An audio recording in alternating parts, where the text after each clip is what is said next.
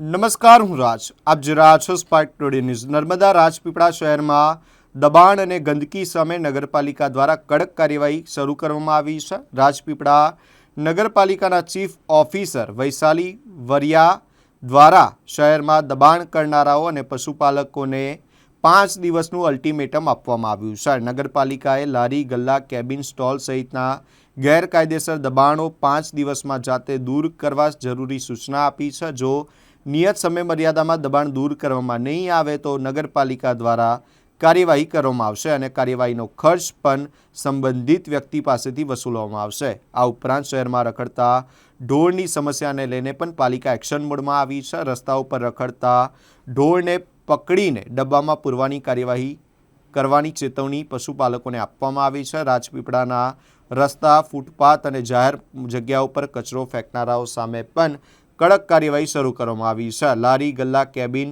Board, પાટિયા અથવા રસ્તા પર માલ સામાન રાખીને જાહેરમાં માર્ગમાં અડચણ ઊભી કરનારાઓને ₹500થી લઈને 1000 સુધીનો દંડ ફટકારવામાં આવી રહ્યો છે. આ દરમિયાન ગાંધી ચોક નજીક આવેલા ખેતેશ્વર મેડિકલ સ્ટોર સામે પણ પાલિકાએ કાર્યવાહી કરી છે. દુકાનની બહાર કચરો અને મેડિકલ વેસ્ટ નાખવા બદલ દંડ ફટકારવામાં આવ્યો હતો. જોકે દંડની રકમ ભરવામાં ન આવતા પાલિકાએ મેડિકલ સ્ટોરને સીલ કરી દીધો છે. નગરપાલિકાની અત્યાર સુધીની કાર્યવાહીમાં 70 જેટલા દુકાનદારોને નોટિસ આપવામાં આવી છે, જ્યારે 40 જેટલા દુકાનદારોને દંડ પણ ફટકારવામાં આવ્યો છે.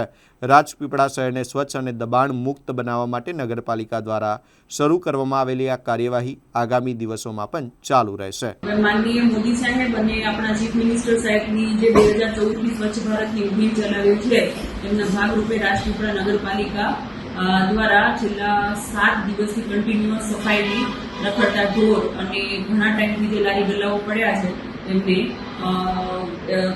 સાફ કરી અને નગરને સ્વચ્છ બનાવવા માટેનું અમે મિશન કરેલું છે અને જેના ભાગરૂપે 70થી વધારે એવા લોકો જે ગંદકી ફેલાવે છે, જેમનું લેગેસી વેસ્ટ છે, તેમને નોટિસ ફાળવેલી છે અને 35થી વધુ પાસેથી દંડ ફટકારેલો છે.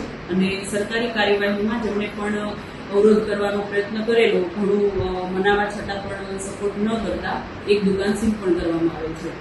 ખાસ કરીને જે રખડતા ઢોરો છે જેને પકડીને આપણે પાંજરામાં પૂરીએ, જેનું માલિકની ખરાઈ કરવામાં આવે તો એની સામે પગલાં શું લેવામાં આવી શકે નગરપાલિકા દ્વારા? જી, નગરપાલિકા દ્વારા જાહેર નિવિદા પણ બહાર પાડેલી છે કે જેમાં 20 તારીખ સુધીનું 20 ઓગસ્ટ 2026 સુધીનું અલ્ટિમેટમ આપેલું છે.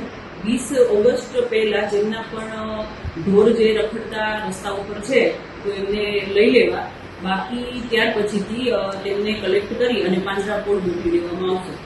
અને આપ સૌને નમ્ર અરજ છે કે સ્વચ્છ ભારત મિશનમાં આપ સૌ જોડાઈએ અને રાજપીપળા નગરપાલિકાને સ્વચ્છ રાખીએ.